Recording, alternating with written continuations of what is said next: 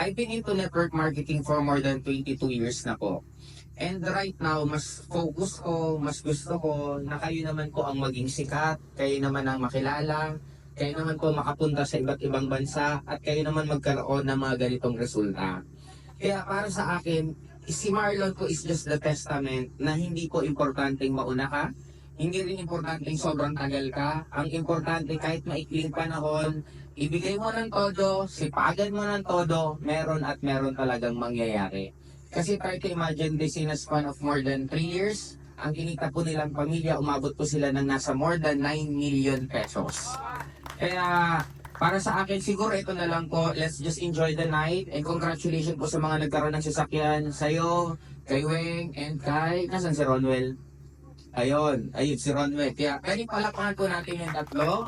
Ang tanong, sino po ngayong taon na to ang susunod ng kakaroon? Ano kayo ang sasakyan? Eh, simple lang. Damdamin nyo. Kasi ito, nakita na to ni Marlon way back before. Nakita niyo ba yung picture niya dati, yung isang kotse niya na ginawa niyang ganito? Try to imagine.